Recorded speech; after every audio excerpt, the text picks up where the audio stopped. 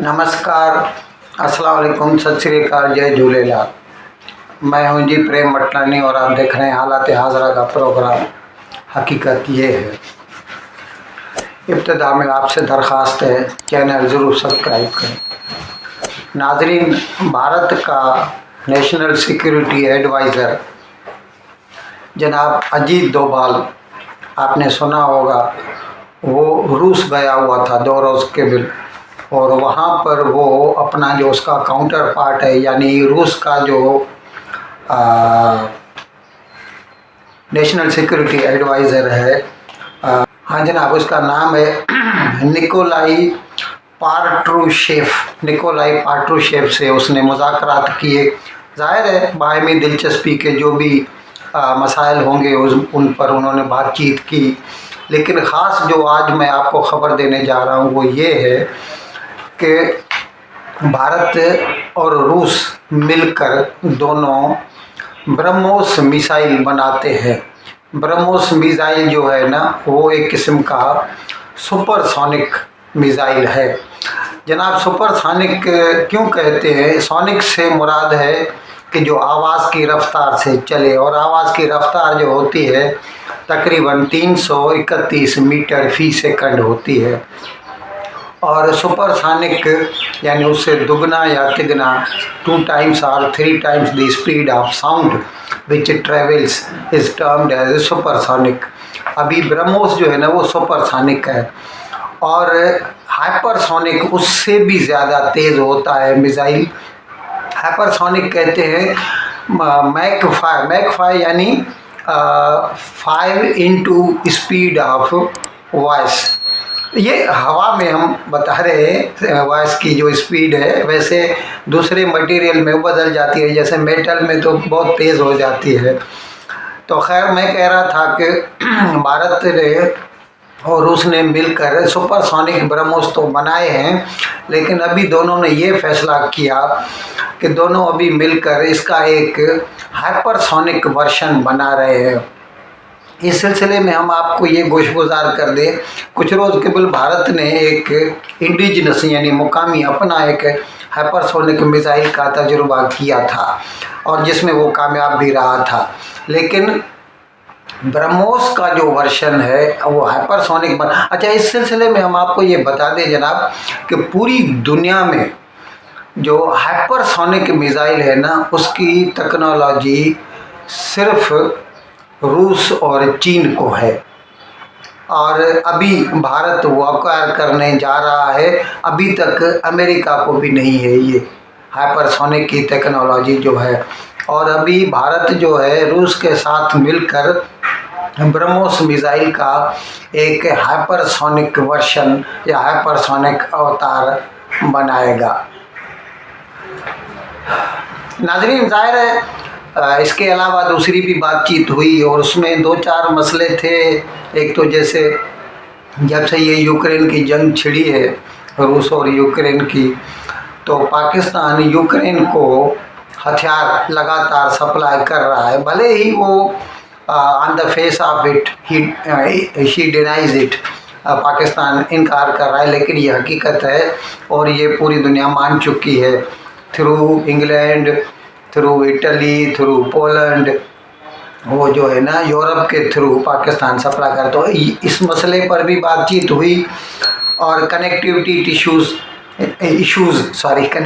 Issues, जैसे हमने आपको कुछ रोज़ केवल बताया था कि भारत एक नया रास्ता खोज लिया है उसने, चेन्नई से लेके व्लादिवोस्तोक तक, यानी थ्रू खलीज बंगाल और फिर थ्रू पैसिफिक सी जो है वो आप देख सकते हैं। हमारा व्लॉग है 2-4 उसके बिल हमने किया था। तो ये कनेक्टिविटी इश्यूज़ हैं, यानी एक दूसरे से माल भेजना मंगवाना। अच्छा, उसके अलावा पेमेंट इश्यूज़, ज़ाहिर है भारत इस वक्त जो है सबसे ज़्यादा दुनिया में, भारत जो है ना रूस से तेल खरीद रहा है, और ये हमने आपको बताया था कि अभी फरवरी में भारत ने तकरीबन 16 लाख बैरल पर डे तेल खरीदा था रूस से। अभी वो बढ़ के कुछ 16.5 लाख हुआ है, ज़्यादा नहीं बढ़ा है, क्योंकि अभी फिर से जो है ना भारत ने सऊदी अरेबिया से लेना शुरू कर दिया। वैसे तो ये नंबर 1 पर भारत का सप्लायर पहले इराक हुआ करता था, दूसरे नंबर पर सऊदी अरेबिया, लेकिन फिर जब से ये रूस ने ये डिस्काउंट देना शुरू किया तो भारत ने फिर रूस से ज़्यादा तेल लेना शुरू किया।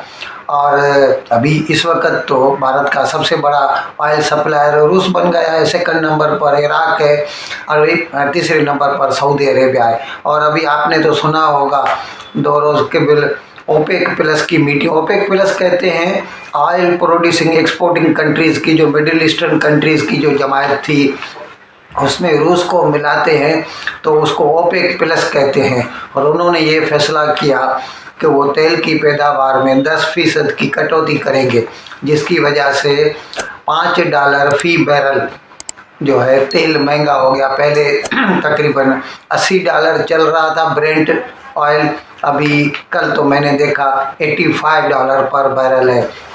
तो ऐसे में तो फिर रूस की अहमियत हिंदुस्तान के लिए और ज़्यादा बढ़ जाती है। और इसके लिए पेमेंट इश्यूज़ भी होते हैं, रुपी रूबल वोस्त्रो अकाउंट, वो भी आप हमारा देख सकते हैं किस तरह भारत जो है अमेरिका की जो या यूरोपियन कंट्रीज़ की जो सैंक्शंस लगी हुए हैं रूस के ऊपर या उसकी बैंकों के ऊपर, how does it side step, Bharat उनको कैसे बच के और रूस से धंधा कर रहा है।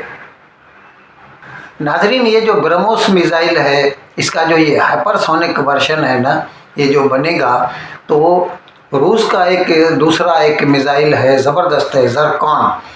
तो ऐसा कह रहे हैं कि ये जो ब्रह्मोस का जो ये हाइपरसोनिक वर्जन आएगा तो it will carry many characteristics और प्रॉपर्टीज़ ऑफ दी ज़रकॉन मिसाइल। और ये it can be applied or left from the air, from land or from sea, यानी तीनों वर्जन इसके बन सकेंगे।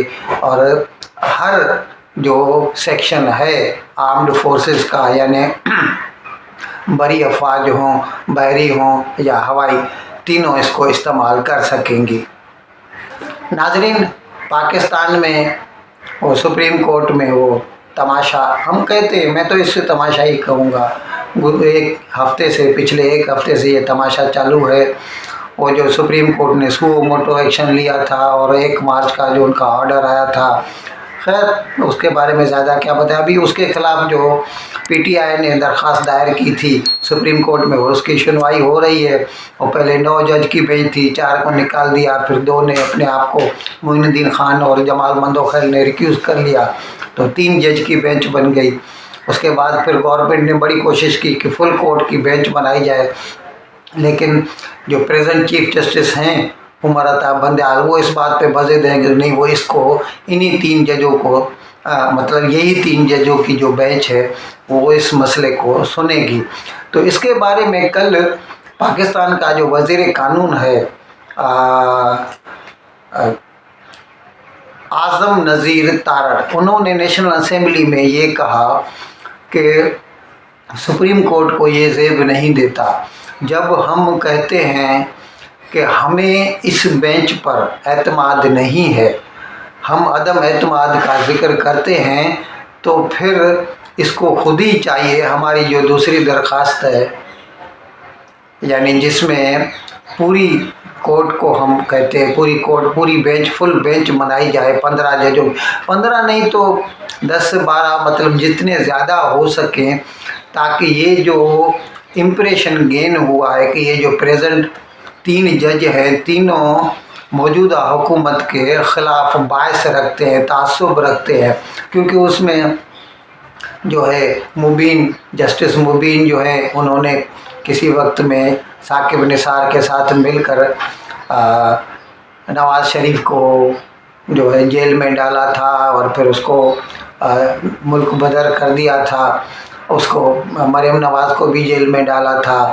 और ख़ुद चीफ जस्टिस ऑफ पाकिस्तान ने ये जो कुछ रोज़ कबल अपना ये सुनवाई के दौरान ये कहा कि जो लोग कल तक जेलों में थे आज असेंबली में तकरीर कर रहे हैं, तो उसके ऊपर भी कल वज़ीर आज़म शहबाज शरीफ ने कहा, वो समझ गया। मैंने आपको बताया था कि उसका इशारा सीधा शहबाज शरीफ की तरफ है और वो उसके ऊपर निशाना साधे हुए है। तो कल शहबाज शरीफ ने नेशनल असेंबली में तकरीर करते हुए ये कहा कि मुझे दुख हुआ है कि वो मेरे बारे में ऐसा कह रहा है। उसे ये समझना चाहिए, एक तो ये इमरान खान ने हमसे नफ़रत की वजह से हमारे ऊपर झूठे मुकदमे बनाए थे और उन झूठे मुकदमों के बाद अगर कोर्ट हमें बरी कर देती है तो फिर भले चीफ जस्टिस ऑफ पाकिस्तान ही क्यों न हो, उसे ये हक नहीं पहुंचता कि वो ये कहे कि कल तक जो जेल में था आज असेंबली में है। अगर मैं आज असेंबली में हूँ तो मैं आज असेंबली में अपने हक की वजह से हूँ। एक तो मैंने इंतखाब जीता है, असेंबली का मेंबर बना हूँ। दूसरा, मैंने वो जो पिछले साल 9 अप्रैल को जो है वज़ीर आज़म का इंतखाब हुआ था नेशनल असेंबली में, जो पाकिस्तान का आइन है उसकी जो शकें हैं उनके ऊपर अमल दरामद करते हुए मैं वज़ीर आज़म बना हूँ। तो फिर चीफ जस्टिस ऑफ पाकिस्तान हो या कोई भी हो, उसको ये हक नहीं पहुँचता कि वो मेरी वज़रात उज़्मा पर या मेरी असेंबली मेंबर होने के ऊपर सवाल उठाए। इससे ज़्यादा फिर शहबाज शरीफ ने यह भी कहा कि जनाब आप हमें कहते हैं कि आपस में मिलकर बैठिए और बातचीत कीजिए। ज़ाहिर है वो इमरान खान के साथ कहते हैं बातचीत कीजिए आप। तो इसके जवाब में शहबाज शरीफ ने कहा कि जनाब आप अपना घर तो संभालिए, आपके जो 15 जज हैं वही आपस में उनकी आपस में नहीं बनती। जस्टिस जमाल मंदोखैल, जस्टिस मोइनुद्दीन खान और पहले 4 जजों को आपने निकाल दिया और हमेशा आप अपनी मनमानी करते रहते हैं। तो जब आप अपने 15 जजों की जो आपकी सुप्रीम कोर्ट है वो नहीं संभाल सकते, फिर आपको ये कैसे हक मिलता है कि आप हमें बोलें कि हम जाकर इमरान खान के साथ मुज़ाकरात करें। तो मतलब उन्होंने कह दिया first you should make your own house in order. अच्छा, फिर जाहिर है फिर वो उसी की बातचीत भी की। वो जो 1 मार्च वाला सुओ मोटो का बेंच बनाया था जनाब उमर अताब बंदयाल ने, और जिसके बदले में फिर उन्होंने हुक्म दिया था कि 90 डेज़ के अंदर अंदर इलेक्शन होना चाहिए। फिर 30 अप्रैल का ऐलान हुआ और फिर जो वो पोस्टपोन हुए 8 अक्टूबर तक, उसकी सबकी बात की। और फिर उन्होंने कहा कि अब तक हम तो इस बात पे एतमाद रखते हैं कि वो जो बेंच बनी थी उसमें 4-3 के हिसाब से वो मसला कैंसिल हो गया था, रद्द हो गया था। आप ज़बरदस्ती उसे 3-2 का फैसला बनाकर हमारे ऊपर ये थोप रहे हैं कि 90 डेज़ के अंदर वो इलेक्शन हो जाने चाहिए।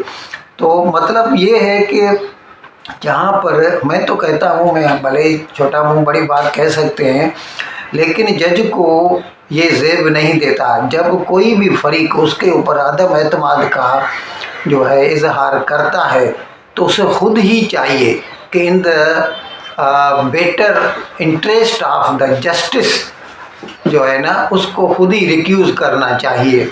क्योंकि जहाँ तक कहते हैं, हमने सुना है कि justice is not just to be delivered, it should be seen as a delivered. नज़र भी आना चाहिए कि हाँ इंसाफ हो रहा है, जबकि यहाँ पर दिखाई दे रहा है कि खुद chief justice of Pakistan Umar Ata Bandial जो है ना जैसे एक फरीक बन गए हैं और सीधे सीधे वो इमरान खान को सपोर्ट कर रहे हैं। इन अल्फाज के साथ मैं आज का प्रोग्राम ख़त्म करने की आपसे इजाज़त चाहता हूँ, लेकिन विदाई लेने से पहले एक मरतबा फिर आपसे मेरी दरख्वास्त है कि जिस किसी साहब या साहबा ने अब तक हमारे इस चैनल को सब्सक्राइब नहीं किया, आज़राए करम इसको जल्द से जल्द सब्सक्राइब करें, प्रोग्राम को लाइक करें, शेयर करें और घंटी का बटन दबाना न भूलें। बहुत बहुत शुक्रिया। खुदा हाफिज़।